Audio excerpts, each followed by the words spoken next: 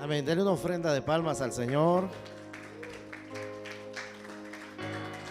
Él se merece toda esa gloria, toda esa honra, toda esa alabanza y toda esa adoración. Damos gloria al Señor por lo que Él nos permite el día de hoy. Y hoy vamos a continuar con nuestra serie de restitución.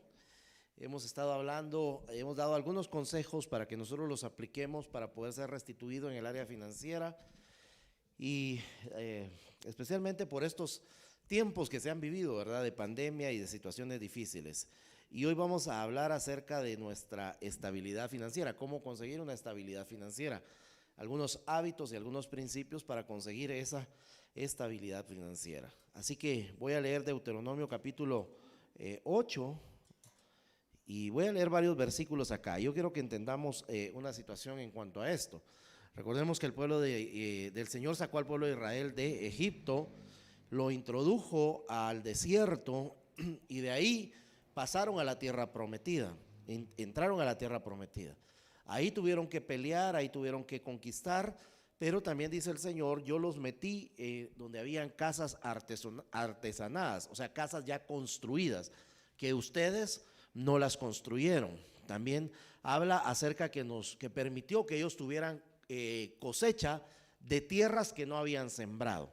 Pero veamos este pasaje porque acá el Señor le está hablando al pueblo de Israel y le está diciendo en Deuteronomio 8, versículo 2 y 3, dice, recuerda que durante 40 años el Señor tu Dios te llevó por todo el camino del desierto y te humilló y te puso a prueba para conocer lo que había en tu corazón y ver si cumplirías o no sus mandamientos. O sea, Dios tenía un propósito en medio de la prueba que estaba pasando el pueblo de Israel y era examinar su corazón para ver si ellos tenían esa capacidad de poder cumplir los mandamientos del Señor. Pero en el versículo 3 dice, te humilló y te hizo pasar hambre, pero luego te alimentó con maná, comida que ni tú ni tus antepasados habían conocido, con lo que te enseñó que no solo de pan vivirá el hombre, sino de todo lo que sale de la boca del Señor. Entonces también les estaba enseñando, les enseñó esa dependencia de Dios, ¿verdad? No había que comer, sin embargo les enviaba el maná, les enviaba todo lo que ellos necesitaban para comer. Luego dice en el versículo 17, no se te ocurra pensar, esta riqueza es fruto de mi poder y de la fuerza de mis manos. Recuerda al Señor tu Dios, porque es Él quien te da el poder para producir esa riqueza. Así ha confirmado hoy el pacto que bajo juramento hizo a tus antepasados. Y ahí le está diciendo, mira, todo lo que tú tienes, todas esas promesas que tienes, todo lo que yo todo lo que ahora posees, que ni se te vaya a ocurrir decir que es por tu fuerza, que es por tu poder, que es por tu conocimiento, que es por tu sabiduría, que es por tu gracia, que es por lo mucho que tú has hecho, sino recuérdate que ha sido Jehová tu Dios el que te ha dado esa facultad, el que te ha dado ese conocimiento, el que te ha dado esa ciencia, esa sabiduría, ese poder para hacer las riquezas. Entonces hay principios aquí que nosotros tenemos que aprender y dentro de esos principios que nosotros tenemos que aprender, vamos a estudiar 4 hábitos que nosotros tenemos que seguir o practicar para que entonces nosotros podamos tener estabilidad financiera, una estabilidad financiera. Y el primer hábito que nosotros vamos a estudiar es el hábito de recordar que Dios es tu fuente. Y yo quiero que usted diga conmigo, Dios es mi fuente. Dios es nuestra fuente, Él es la fuente de toda sabiduría y de toda riqueza. Entonces, tenemos que nosotros ver este principio porque Dios se preocupa por nosotros. Dios se preocupa porque las cosas nos vayan bien a nosotros. Voy a leerte Hebreos capítulo 13, versículos 5 y 6. Dice la escritura, sean vuestras costumbres sin avaricia, contentos con lo que tenéis ahora, porque Él dijo, no te desampararé ni te dejaré, de manera que podemos decir confiadamente, el Señor es mi ayudador, No temeré lo que pueda hacer el hombre. Veamos aquí entonces, dice, no te desampararé ni te dejaré. O sea, en medio de cualquier situación, en medio de cualquier circunstancia, en medio de cualquier acción que nosotros tenemos, Dios siempre está en medio de nosotros. Dios siempre está atendiendo a nuestro clamor. Dios está atendiendo a nuestra voz, a nuestra oración. Él está pendiente. Y aunque las cosas pareciera que no nos van bien, Él no nos deja, Él no nos desampara, a pesar de que las circunstancias no luzcan tan favorables para nosotros. Pero también dice que Él es Señor, Él es nuestro ayudador. En medio de la prueba, Él siempre nos ayuda. Entonces, tenemos que entender ciertas circunstancias acá. Tenemos que entender que Dios es la fuente del conocimiento, la fuente de la sabiduría, la fuente de la inteligencia, la fuente de la fuerza, la fuente de los recursos. Él es la fuente. Pero Él puede utilizar vasos, y quiero que entendamos así, para que nos puedan bendecir a nosotros. Y dentro de esos vasos puede estar nuestro trabajo, puede estar nuestro negocio, puede estar quizás en el caso de los jóvenes o los niños, sus padres, ¿verdad? Que son la fuente que Dios utiliza, o más bien los vasos que Dios utiliza para llevar esa provisión a su casa.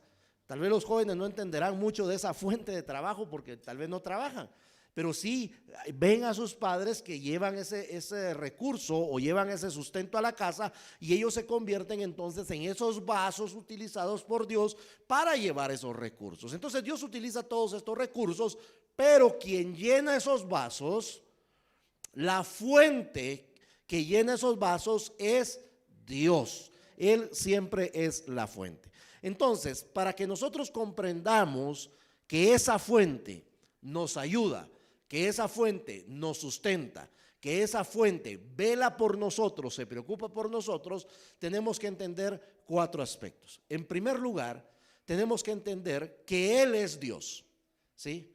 Que Él es Dios. Y esto es bien interesante porque creo que nosotros tenemos una percepción de Dios. Nosotros comprendemos en algún momento que existe Dios. ¿Sabe por qué? Porque dice la Escritura que Él ha puesto en nuestro interior, ha colocado eternidad. Y cuando uno va a los Salmos y uno encuentra a David que dice: cuando veo los cielos, la obra de tus manos, y la luna y las estrellas que tú colocaste en ese lugar, viene a mi pensamiento y digo: ¿qué es el hombre para que tengas de él memoria? ¿Y quién es el hijo del hombre para que te preocupes por él? Cuando David salió y vio esa maravilla, ese cielo estrellado, y dijo: ¿quién más que Dios pudo haber creado esto? Cuando nosotros vemos la naturaleza, nosotros nos damos cuenta que tuvo que ser la obra de un creador, la obra de alguien, y ese alguien es Dios. Dios. Y yo le voy a decir algo. En Génesis capítulo 1 nosotros encontramos la historia de la creación. Pero en Génesis capítulo 1:1, ¿cómo empieza diciendo la Biblia? ¿Ah? En el principio creó Dios los cielos y la tierra. Fíjese que el Génesis no inicia presentando: quiero presentarles a Dios, o yo soy Dios y quiero presentarme como Dios, quiero contarles que yo hice la creación. No. ¿Por qué? Porque la Biblia, escuche esto, la Biblia sabe que en nuestro corazón nosotros sabemos de la existencia de Dios. Sabemos que Dios es real. Entonces nosotros tenemos que entender que Dios es el creador. Nosotros comprendemos que hay un Dios, pero ese Dios es el creador. Es el creador de todo lo que existe. Es el creador de todo lo que hay.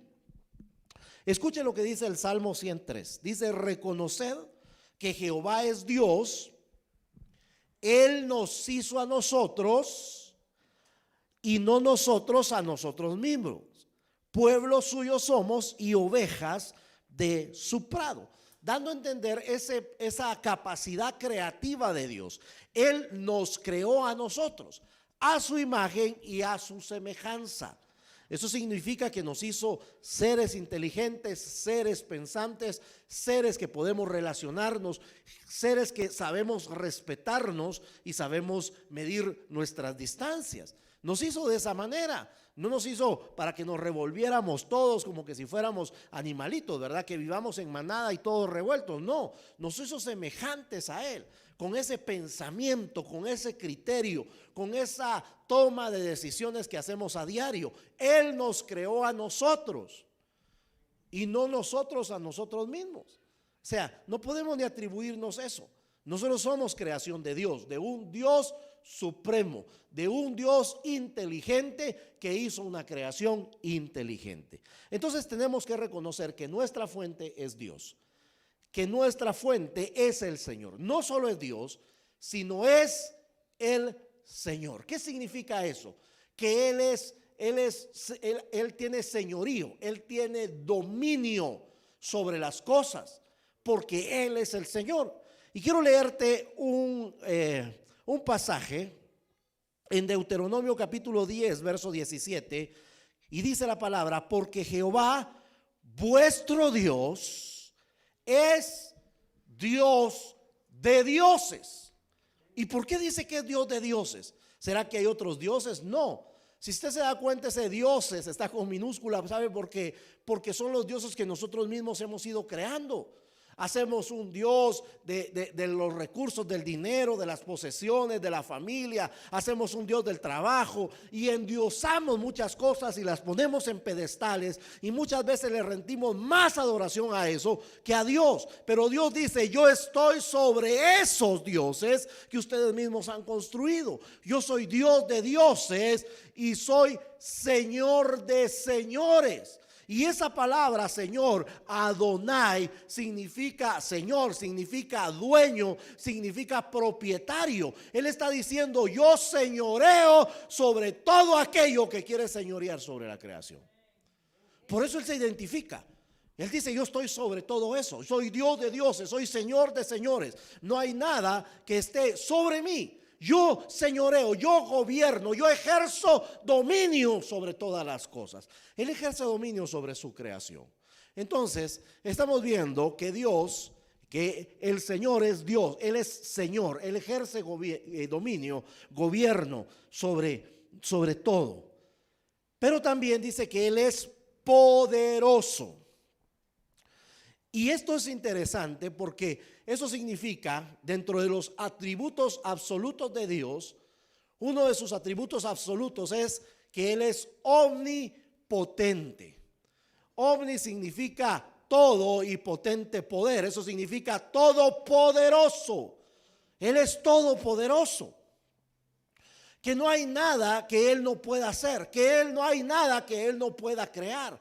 Él creó los cielos y la tierra con el poder de su voz, con el poder de su palabra. Él creó, pero lo interesante de esto es que Él comparte de ese poder creativo con nosotros. Porque en Deuteronomio 8, 18 leímos que Él nos da poder para crear las riquezas. Entonces, ese poder creativo que Él tiene, Él lo comparte con nosotros porque Él nos da ese mismo poder creativo. Y dice: yo te doy poder para crear las riquezas. Y nosotros podemos ver ese poder creativo. Esa creación viene de la unción, del derramamiento del Espíritu. Por eso en Hechos 1:8 dice: y yo te voy a dar poder cuando sea derramado sobre tu vida el Espíritu Santo. Ok, entonces estamos hablando que Él es Dios, que Él es Señor, que Él es todopoderoso, pero que Él es el generador. Él es el que genera, Él es el que crea, Él es el que hace todas las cosas y a quien le pertenecen todas las cosas. Por eso es que Él nos da ese poder de hacer, o el poder de generar, el poder de crear. Mire, en este siglo, el siglo XX, el siglo pasado, es el siglo donde más avance hubo en tecnología, en ciencia, en conocimiento. Más avance en un siglo que lo hubo en 19 siglos atrás. ¿Por qué? Porque Dios está derramando de esa sabiduría, de ese poder, para que nosotros nos convirtamos en generadores juntamente con Él. Él nos comparte no solamente de su poder, sino nos comparte de su ciencia, de su conocimiento, de su sabiduría para la creación. Él hace, Él crea, Él lo forma de la nada. Él hace las cosas, pero ahora nos da a nosotros y nos comparte ese conocimiento para que nosotros podamos hacer. Pero hay dos principios acá. En ese pasaje de Deuteronomio es acordarnos de Dios porque Él va a cumplir sus promesas. Si nosotros nos acordamos de Dios, Él entonces derramará su poder, derramará su sabiduría, derramará su ciencia para darnos ese conocimiento para poder crear, generar riquezas. Pero porque Él tiene una promesa con nosotros. Entonces, el primer principio, el primer hábito para que nosotros tengamos una economía estable es recordarnos siempre de Dios. Siempre tener a Dios presente en todas las cosas que hagamos. Pero el segundo hábito es el hábito de la honra. Y cuando hablamos del hábito de la honra, hay una historia en Mateo capítulo número 15. Y la historia inicia cuando Jesús viene de regreso a la ciudad y pasa por un campo de trigo, y sus discípulos empiezan a agarrar trigo con las manos y empiezan a comerse el trigo. Cuando están cerca ya de la ciudad, lo estaban observando los escribas, fariseos, ancianos, sacerdotes, maestros de la ley, y se acercan a Jesús y le dicen: ¿por qué tus discípulos quebrantan nuestras tradiciones y no se lavan las manos? Y Jesús, como conocía su corazón, les dice: ¿y por qué vosotros quebrantás la ley de Dios con vuestras tradiciones? Entonces Él les está diciendo: bien dice de ustedes el profeta Isaías. Y quiero que leamos Mateo capítulo 15 verso 8, porque esto es lo que el Señor les dice. Le dice, porque esto lo hace referencia a Isaías, y dice: este pueblo de labios me honra, mas su corazón está lejos de mí. Le estaba diciendo: ustedes aparentemente me están honrando, pero realmente su corazón está retirado de este lugar. Su corazón está en otras cosas. Su corazón está pegado a otras situaciones. En este caso estaba pegado a esas tradiciones. En este caso estaba pegado más en guardar una apariencia que en rendirle realmente culto al Señor. Y lo primero que tenemos que saber nosotros en cuanto a la honra es que al primero que nosotros tenemos que honrar es a Dios. Dios es el primero que nosotros tenemos que honrar. Cuando Dios nos provee, si nosotros sabemos que Dios es nuestra fuente y que toda provisión viene de Él, entonces nosotros tenemos que hacer, lo primero es honrarle a Él. Por eso dice la palabra en Proverbios 3:9: honra a Jehová con tus bienes y con la primicia de todos tus frutos. Y esto me llamó la atención porque no, aquí en este pasaje específicamente no está hablando de una porción, no está hablando de una parte solamente de nuestros recursos, sino dice: honra a Dios con tus bienes. Está hablando de todos los bienes. Él está hablando de que en todo lo que nosotros tenemos, todos los recursos que nosotros tenemos, con todo tenemos que honrar a Dios.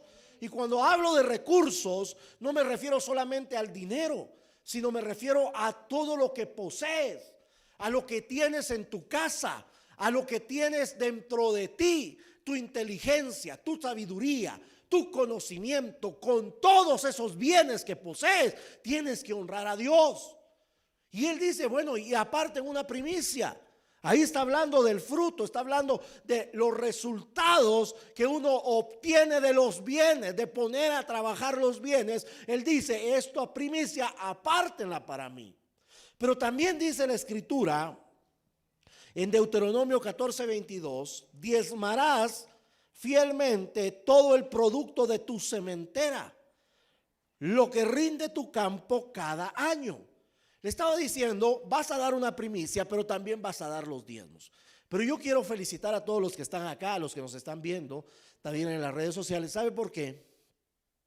Porque ustedes están honrando a Dios, diezmando su tiempo. Están entregando su tiempo al Señor, estando hoy buscando la presencia del Señor. Porque algunos podrán decir, nosotros honramos a Dios, nosotros nos portamos bien, hacemos bien las cosas, pero no dedican tiempo a buscar la presencia del Señor. Y eso no es honrar a Dios. Había un dicho, pues no sé si guatemalteco, pero decía, amor de lejos no funciona. Amor de lejos no funciona. Pues sí, ¿verdad? Amor a distancia, amor separado. Sí te quiero, pero no te quiero ver, ¿verdad? No quiero estar cerca de ti. No funciona la cosa. Y lo mismo se trata de la honra. Si no estamos con el Señor, si no hacemos tiempo para Dios, entonces ¿cómo podemos decir que honramos al Señor? Lo honramos con nuestro tiempo, lo honramos con nuestros recursos, lo honramos con nuestros bienes. Pero necesitamos nosotros apartar ese tiempo para el Señor, porque nosotros necesitamos honrar a Dios. Pero una segunda honra es la honra en la casa. Primera de Timoteo capítulo 5 verso 8 dice, porque si alguno no provee para los suyos y mayormente para los de su casa, ha negado la fe y es peor que un incrédulo. Y qué interesante este pasaje, porque dice, si alguno no provee para su casa, para los suyos, ha negado la fe con sus hechos. Con su boca puede estar diciendo, yo sigo a Jesús. Con su boca puede estar diciendo, yo soy cristiano. Con su boca puede estar diciendo, yo testifico de Cristo. Pero sus hechos, sus actos niegan la fe. La manera como se comporta niega la fe. Y en este caso, hablando de los recursos, si no provee para su casa, esas acciones hacen que niegue la fe.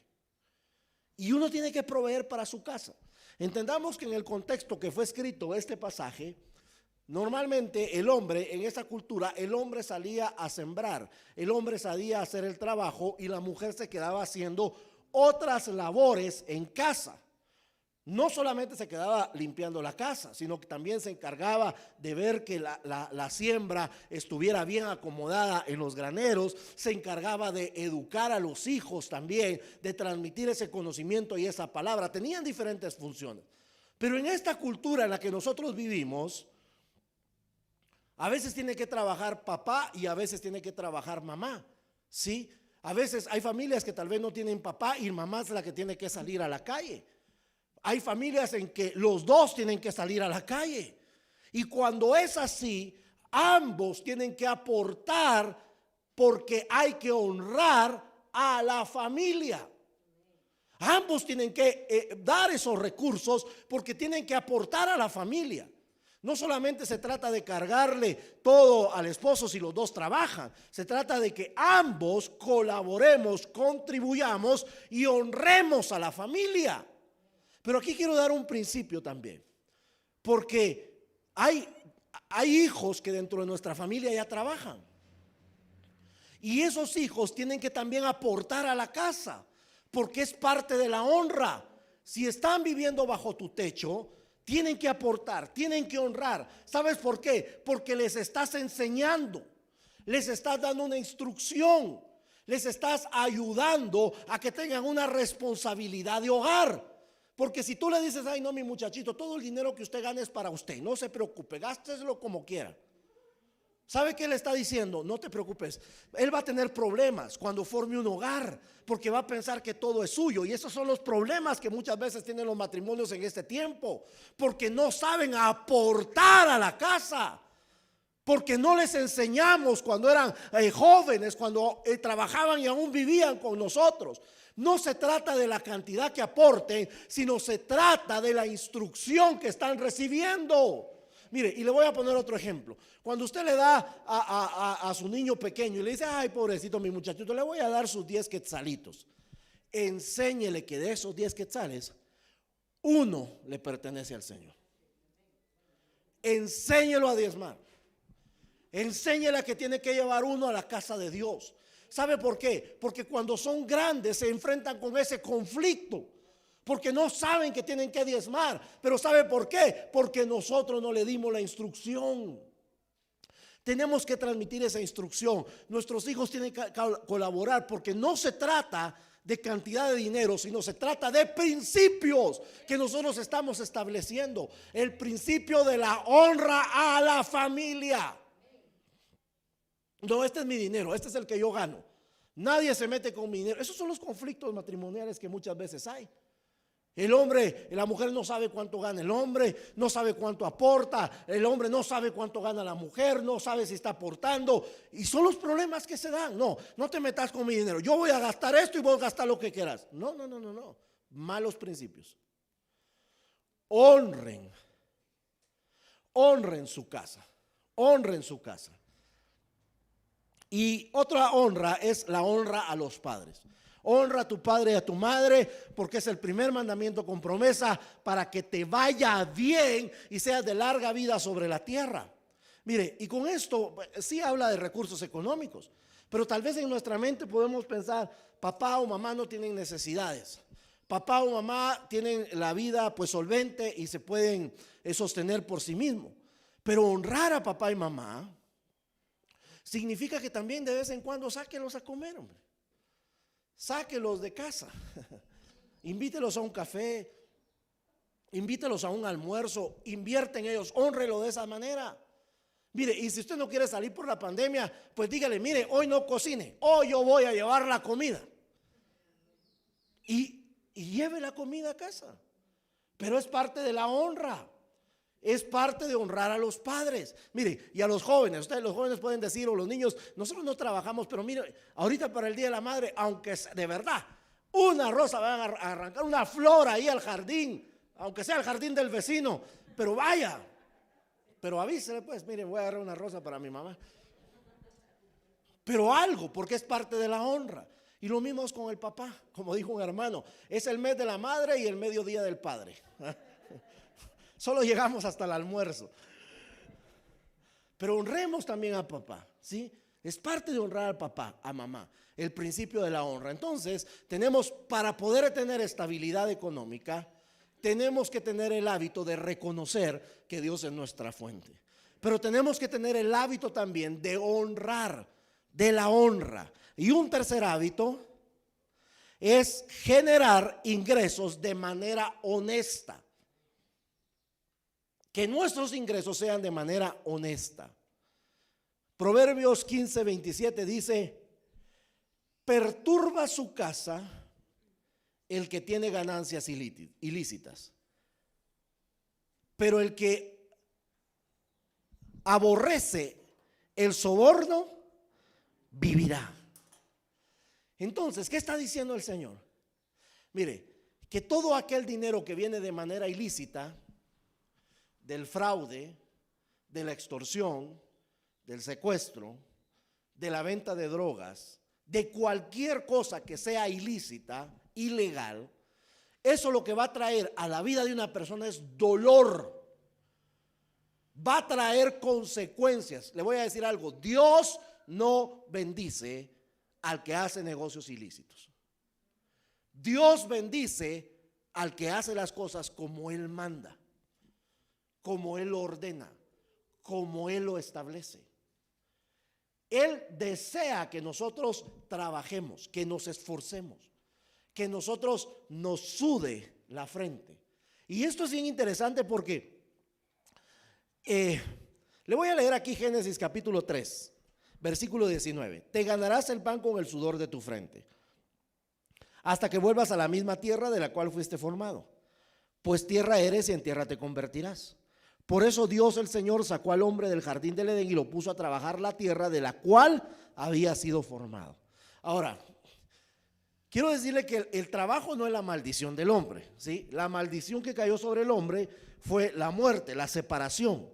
Pero no solamente Dios se separó del hombre, sino se separó de esta creación. Y le voy a explicar por qué. Cuando el hombre vivía en el jardín del Edén, todo lo que el jardín del Edén producía era bueno. Pero cuando Dios sacó al hombre del jardín del Edén, le dijo: ahora la tierra producirá espinas y cardos. O sea, antes no producía eso. A partir de ese momento empezó a producir. Todo vivía en armonía con Dios, ¿sí? Las bestias salvajes vivían en armonía con Dios. Todos vivían en armonía y compartían unos con otros.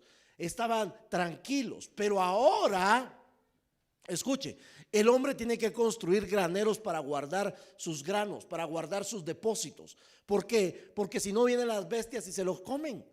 Ahora tienen que poner espantapájaros en las siembras, porque si no vienen las aves y se comen las siembras. Mire, ahora tenemos que vivir con doble llave, pasador, tranca, candado. ¿Por qué? Porque tenemos reservas. No sabemos si alguien se va a meter a robar las cosas. O sea, antes todo vivía en armonía. Ahora tenemos que cuidar las cosas. Esa es la maldición, ¿sí? Esa es la maldición. La maldición no es el trabajo. Ellos tenían que trabajar ahí. Sino es la separación, la pérdida de la armonía, lo que Dios había generado. Ahora el hombre tiene que sudar para ganarse el sustento. Escuche esto. Tiene que esforzarse, trabajar con diligencia, trabajar con sabiduría, trabajar honrando a sus jefes, honrando al Señor, trabajar con inteligencia, trabajar con responsabilidad, con respeto, con honestidad, pero también trabajar con paciencia. ¿Sabe por qué? En este mundo moderno en el que nosotros vivimos, los jóvenes desconocen muchas cosas que nosotros hicimos en nuestra juventud, en nuestra niñez. Fíjese que una vez vi una foto que pusieron unos jóvenes de la iglesia Lluvias de Gracia Sede, y estaban va a reír porque estaban va a preguntar qué es eso. Porque sacaron un teléfono, pusieron un teléfono de disco. Y los jóvenes no conocen qué son esos teléfonos de disco, ¿verdad? Que uno tenía que levantar el teléfono y tenía uno que girar un disco y girar los números para poder marcar el número de teléfono. Ahora ni siquiera marcan los números de teléfono, en la memoria tienen registrados los números, los nombres, y ya ni siquiera tienen que marcar, porque ahora solo dice llamar a, y esa cosa le marca a uno. Qué interesante eso, O sea, ya ni eso, ya ni esfuerzo de mover botones ni dedos. Pero ellos no conocieron ese esfuerzo de tener que marcar. 791, 7, 9, y si uno se equivocaba, tenía que colgar y volver a empezar. Nada que borrar, volver a empezar toda la llamada. O sea, esas cosas vivimos nosotros. Para hacer una taza de café. Mire, ahora hay percoladoras, antes también existían, pero mire, si usted quiere hacer una sola taza de café, ¿qué hace? Agarra la taza de agua y ¿qué hace? La mete al microondas. Le pone 1 minuto, 2 minutos y ya sale el agua, le echa café, azúcar y ya estuvo. Pero ¿sabe qué teníamos que hacer nosotros? Hervir el agua. Esperar a que hirviera el agua. Y todavía cuando el agua empezaba a hervir le decían: tiene que esperar 10 minutos para que mate todos los microbios. Entonces tomábamos una taza de café 20 minutos después. Entonces los jóvenes han aprendido que todo es rápido. Agarran una bolsa de poporopos, marcan 3 minutos y les sale una bolsa llena de poporopos. Lo que quiero decirte es que viven en esa tecnología, en ese conocimiento de que las cosas se adquieren rápidas. Pero en la economía no es así. En la economía el problema es que queremos llevar todo tan rápido que los jóvenes se corrompen porque quieren todas las cosas rápidas. Pero para que nosotros podamos tener estabilidad financiera, tenemos que aprender a que las cosas son poco a poco, despacio. Hay que tener paciencia. La paciencia de los jóvenes, les voy a decir que es de la noche o de la mañana a la noche. Porque piden algo en la mañana y esperan que el papá o la mamá, cuando llegue en la noche del trabajo, ya lo tenga. Esa es la paciencia de los jóvenes. Pero mientras que muchas personas han tenido que trabajar muchos años para conseguir lo que tienen. Las cosas buenas hay que hacerlas despacio. Bueno, quiero hablar de un cuarto hábito, y es el cuarto hábito del ahorro y la inversión. He hablado de 3 hábitos, y el primer hábito es de recordar que Dios es nuestra fuente. El segundo hábito es el hábito de la honra. Honrar a Dios, honrar a la familia, honrar a nuestros padres.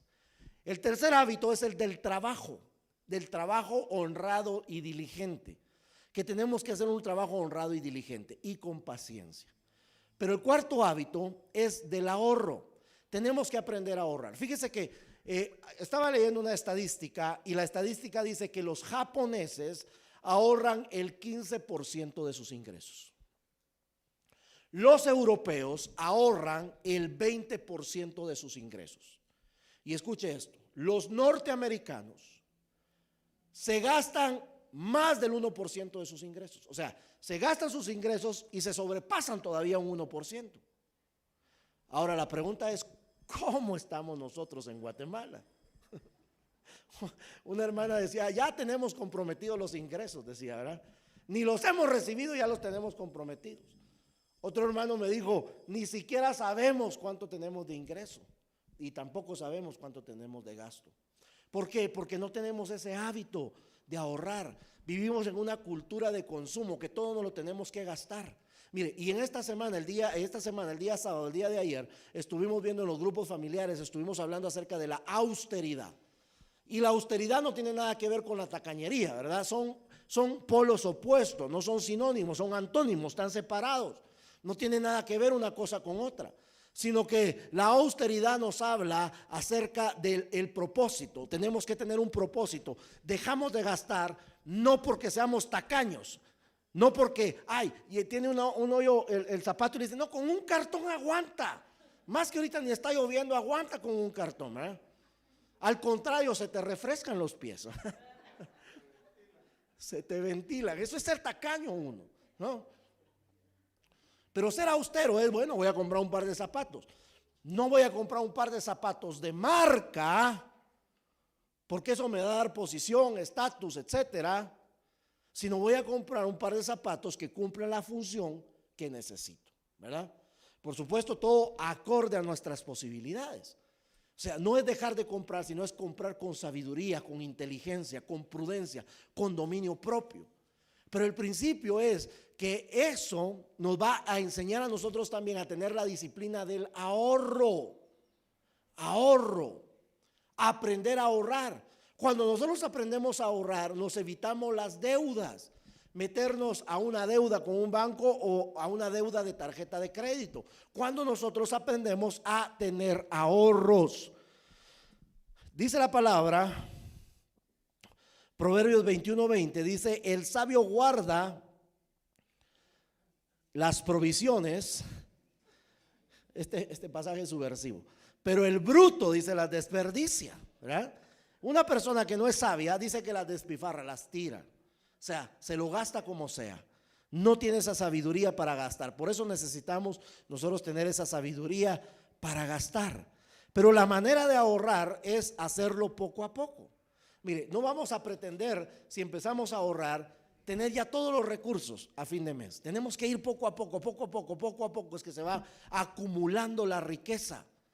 Poco a poco se va acumulando la riqueza. Dice Proverbios 13:11, la riqueza ilusoria disminuye. El que junta poco a poco, la aumenta. Aquel que dice, no, me voy a meter a esto porque esto me va a rendir el 100% de toda la inversión. No, eso va a ser algo ilusorio. Hace unos días una persona me contaba que su hijo había invertido en la bolsa de valores aquí en Guatemala, ¿verdad? Y dice que empezó a ganar bonito y se metió a sacar un préstamo al banco y lo invirtió todo y lo perdió todo igual. Y se quedó ahora no solo sin esos recursos, sino se quedó con una deuda. Esas son riquezas ilusorias. Pero cuando uno trabaja honradamente, como hemos aprendido, y empieza a ahorrar, esos ahorros se van a ir acumulando y vamos a ir enriqueciendo. Pero tiene que ser poco a poco. Paciencia, jóvenes, por favor, paciencia. No se desesperen a veces por obtener las cosas muy rápido, porque a veces esas cosas no nos traen beneficio. Pero hay que aprender a ahorrar, pero también hay que aprender a invertir. Hay un principio que dice: el que ahorra gana, pero el que invierte multiplica. El principio de todo es el ahorro. Cuando yo empiezo a ahorrar, puedo tener recursos para poder invertir. Y esas inversiones van a rendir réditos. Yo quiero contarle que yo conocí a una persona que es judía hace como 15 años atrás. Y él era una persona económicamente, pues, que tenía muchos recursos. Tenía una empresa muy grande, que tenía una distribuidora a nivel centroamericano, tenía muchas tiendas a nivel nacional y era una persona bien acomodada económicamente. Pero en una oportunidad que yo llegué a su oficina, me dijo: quiero contarle que estoy muy contento. Yo le dije: qué bueno, ¿por qué está contento? Y me dijo: porque acabo de terminar de pagar mi casa. Y yo me quedé sorprendido, porque yo dije: ¿y usted no tenía casa? Pues le dije: no, me dijo, primero es el negocio y después es la casa. Nosotros vivimos en una cultura diferente y nosotros queremos tener primero todas las comodidades y después ver cómo juntamos los recursos para pagar esas comodidades. Pero escuche lo que dice este Proverbios, porque él me dice: a nosotros nos han enseñado de esta manera. Proverbios capítulo 24, verso 17, dice: arregla tus negocios en la calle, realiza tus tareas en el campo y luego podrás construir tu casa. Mire qué principio más revelador. Primero arregla tus negocios en la calle, primero recoge tus cosechas y luego construye tu casa. Primero dedícate a trabajar, primero dedícate a formar algo, a tener una base. Nosotros no vivimos bajo ese principio y creo que esa es parte de nuestra ruina económica, porque nosotros preferimos meternos a deudas con tal de tener comodidades. Preferimos meternos a deudas con tal de tener los beneficios que tal vez nuestros padres ya tienen y que les costó mucho tiempo llegar a tener. Pero si nosotros empezamos a construir un negocio, una base financiera, después vamos a poder construir sin ningún problema. Vamos a estar tranquilos. Tenemos entonces nosotros que aprender a construir y tenemos que aprender a diversificar. Si ya tienes un negocio, empieza a diversificar. Quiero leerte Eclesiastés 11:2. Y esta versión, Palabra de Dios para Todo, tiene una interpretación personal, interpretado por Edson Bolaños. Dice: invierte lo que tienes en diferentes negocios, porque no sabes cuándo va a venir la pandemia y qué puede suceder con ella. Mire, no es cierto que la pandemia nos agarró a todos desprevenidos el año pasado. Nos golpeó, pero la palabra dice que nosotros aprendamos a invertir en diferentes negocios, porque no sabemos cuándo va a venir la calamidad y qué va a traer con ella esa calamidad. Fíjese que hay un doctor que se llama Eduardo Palacios. Él es odontopediatra, pero él se dedicó a predicar o a dar enseñanzas acerca de la economía. Y él tiene un libro que se llama No pongas todos los huevos en una canasta, porque si se te cae esa canasta se te quiebran todos los huevos. Y entonces él dice: pon los huevos en diferentes canastas. O sea, está diciendo: haz inversiones en diferentes rubros. ¿Para qué? Porque si una se cae, no vas a tener problema, porque tienes otras canastas donde tienes los huevos seguros, ¿sí? Donde está segura tu inversión. Si esta inversión se cae, no vas a tener problema, porque las demás te pueden sostener. Pero si tenemos solo un rubro, esa es su tesis, su teoría, vas a tener si tienes otros rubros, vas a poder sostenerte sin ningún problema. Nos habla de la diversificación y es lo que nos está diciendo acá este pasaje en Eclesiastés 11. Que nosotros diversifiquemos, que podamos hacer otras inversiones que nos puedan ayudar a sostenernos. ¿Para qué? Para tener una economía estable. Mire, le estamos dando principios de vida para que podamos tener economías estables. Pero el primer principio es el fundamental para todo, que es que nosotros recordemos siempre esa fuente, porque Él nos da ese poder, nos da esa capacidad para poder crear riquezas. Y quiero decirte que el mayor ejemplo que nosotros tenemos de inversión en la vida es Jesús, porque Jesús invirtió todo su ser. Se despojó de su señorío en el cielo, de su gloria en el cielo, de su alabanza en el cielo, para venir a esta tierra y comprarnos con su sangre. Derramó hasta la última gota de sangre para comprarnos a cada uno de nosotros. Él nos dio el ejemplo a nosotros de honra. ¿Sabe por qué? Porque cuando nadie daba nada por nosotros, Él lo dio todo y nos honró, nos puso en un lugar de honra. Ahora estamos, dice, posicionados, sentados a la diestra de Dios juntamente con Él. Y en ese lugar nos posiciona el Señor. Él nos honra a nosotros. Él se sujetó al Padre. Él sabía que la fuente de todo era el Padre. La fuente de todo era el Señor. Y Él se sujetó al Padre. Nos honró a nosotros. Él trabajó con disciplina, con honestidad. Él trabajó honrando al Señor, honrando a las personas. Él decidió invertir en nosotros. Mire qué tremendo el Señor, porque Él creyó en ti y Él creyó en mí, para decir, vale la pena morir por esta persona. Valió la pena morir por ti, hermano, hermana. Valió la pena morir por ti, amigo, que nos estás escuchando. Si tú no conoces a Jesús como Señor y Salvador, quiero decirte que Jesús murió por ti y valió la pena. Jesús dijo, valió la pena morir por ti. Lo que nosotros tenemos que hacer entonces, hermanos, es honrar a Dios, reconocer a Dios como la fuente de nuestra provisión, honrar a Dios, a nuestra familia, a nuestros padres, ser trabajadores diligentes, esforzados, sujetos, respetuosos, pacientes, pero también aprender a ser buenos administradores de los recursos que Dios nos da. Buenos administradores. Dice la Escritura, se requiere que los administradores sean hallados fieles. Buenos administradores, sabiendo dónde gastar y dónde no gastar, sabiendo cuándo invertir, pidiéndole la sabiduría a Dios. Él nos va a dar esa fuente, esa sabiduría, esa inteligencia, ese poder, esa ciencia para poder crear.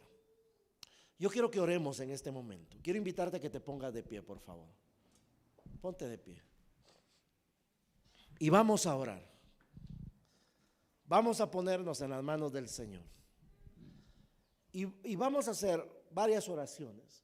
Pero la primera es que yo quiero invitarte a que cierres tus ojos un momento y que le pidamos perdón al Señor, porque muchas veces no lo hemos puesto a Él en primer lugar, no lo hemos honrado, no hemos confiado en Él, no le hemos dado el primer lugar, no lo hemos reconocido como esa fuente de salud, como esa fuente de sabiduría, como esa fuente de poder, como esa fuente de inteligencia, sino que nos hemos recostado nosotros en nuestra propia sabiduría, en nuestro propio conocimiento. Nos hemos recostado nosotros en nuestros propios recursos. Pero hoy, Señor, te pedimos perdón. Quiero que le pidas perdón al Señor y le digas, perdóname, Señor. Límpiame con tu sangre. Porque he pensado que por mi propia habilidad, por mi propia fuerza, por la fuerza de mi brazo, he obtenido lo que tengo. He obtenido, Señor, los recursos que tengo, por la propia fuerza de mi brazo. Pero hoy, Señor, yo reconozco que eres tú, Señor, el que eres la fuente, Señor, que llena todos los vasos que están a mi alrededor, Señor, de donde yo obtengo, Señor, esos beneficios. Tú llenas, Señor, el vaso de mi trabajo, tú llenas, Señor, el vaso de mi negocio, tú llenas, Señor, el vaso, Señor, Padre, de mis recursos. Tú llenas, Señor, el vaso de mis padres, tú lo llenas todo, Señor. porque tú eres la fuente. Tú eres la fuente, Padre. Tú eres la fuente, Señor. Tú eres la fuente, Padre. Y yo te pido que me perdones porque me he olvidado, no me he recordado, Señor, que tú eres la fuente. Pero quiero, Señor, hacer una promesa delante de ti. Y la promesa, Señor, es que a partir de ahora yo recordaré que tú eres mi fuente, que tú eres el que está conmigo y el que permite, Señor, que yo obtenga todas las cosas. Ayúdanos, Espíritu Santo. Perdóname, Señor, porque no he aprendido a honrar a mi familia, a mis padres. Señor, muchas veces me he hecho el desentendido. Muchas veces, Señor, me he apartado y he querido manejar las cosas personalmente, individualmente, sin involucrar a ninguna persona, Señor, y no los he honrado, no he honrado a mi familia. Hoy te pido que me perdones y me permitas que a partir de ahora honre, Señor, a mi familia. Honre a los de mi casa, porque como dice tu palabra, si yo no lo hago, he negado mi fe. Y yo quiero dar testimonio, Señor, de lo que tú has hecho en mi vida. Quiero dar testimonio, Señor, de lo que tú has hecho en mi corazón. Ayúdanos, Padre, ayúdanos, Señor, a poder dar ese testimonio. Pero hoy, Señor, quiero pedirte que me ayudes para poder tener unas finanzas estables. Y quiero pedirte, Señor, que compartas conmigo ese poder. Dile al Señor, comparte conmigo ese poder, porque tu palabra dice que tú nos das poder para crear la riqueza. Levanta tus manos y dile al Señor, Señor, yo quiero que compartas ese poder. Yo recibo, dígale al Señor, yo recibo de ese poder. Yo recibo de ese poder. Dígale al Señor, levanta tus manos y dile, yo recibo de ese poder, Señor, para generar, para crear esas riquezas. Yo recibo ese poder, Padre, en el nombre de Jesús. Yo recibo de esa creatividad tuya. Dígale, yo recibo de esa creatividad. Pon tu mano en tu cabeza y dile, yo recibo esa creatividad. Yo recibo esas ideas. Yo recibo esos diseños. Yo recibo, Señor, esa parte creativa tuya para crear, Dios, en el nombre de Jesús. Yo recibo para crear. Yo recibo esa sabiduría, esa inteligencia para poder crear, Señor, en el nombre de Jesús. Señor, esa ciencia, ese conocimiento, esa inteligencia, esa sabiduría, Señor, hoy la recibo en el nombre de Jesús. Señor, y me comprometo a honrarte con las primicias de todas mis bienes, Señor, y también, Señor, con los diezmos ante ti, Señor, porque tú eres el poderoso, Señor, y tú eres la fuente. Tú eres el Señor, tú eres el generador, Padre, en el nombre de Jesús. Tú eres, Señor, el que puede poner en nuestro corazón el querer como el hacer por su buena voluntad, Señor. Y nosotros hoy recibimos ese poder. Poder para generar, poder para crear, poder, Señor, para podernos levantar en tu nombre, Jesús. Gracias, Espíritu Santo. Quiero que le demos gracias al Señor y que le digamos gracias, Espíritu Santo, porque hoy has derramado sobre mi vida gracia. Hoy has derramado sobre mi vida inteligencia. Hoy has derramado sobre mi vida, Señor, ciencia, conocimiento, prudencia. Padre, hoy has derramado sobre mi vida de tu Espíritu Santo. Espíritu Santo, tú, Señor, habitas en mí. Tú estás en mí y tú me guías a mí, Señor, a todas las cosas. Guíame a esa revelación y guíame a esa conquista. Gracias, Señor. Y hoy, Señor, quiero profetizar sobre nuestra semana. Que esta semana sea una semana, Señor, donde las puertas se abran, donde, Señor, las ideas fluyan. Hablo, Señor, sobre nuestra semana. Profetizo sobre nuestra semana para que sea una semana, Señor, donde veamos, Señor, ese poder milagroso, ese poder generador, ese poder creador, Señor, moviéndose en nuestras vidas en el nombre de Jesús. Gracias, Espíritu Santo. Gracias, Señor. Gracias, Padre. Gracias, Jesús, Señor, porque sabemos que tú nos oyes, Señor, y que tú respondes a nuestro clamor. Gracias, Padre. Nos ponemos en tus manos y todo esto lo hemos orado y lo hemos pedido en el nombre de Jesús. Amén y amén. Dale una ofrenda de palmas al Señor. Dios te bendiga, amado hermano, amada hermana. Que tengas una semana bendecida, una semana en victoria, una semana en prosperidad, y que puedan haber testimonios de lo que Dios está haciendo. Dios te bendiga. Nos vemos la próxima semana a esta misma hora, y te recordamos también nuestro culto de media semana a través de nuestro canal de YouTube a las 7:30 de la noche. Dios te bendiga. Un fuerte abrazo.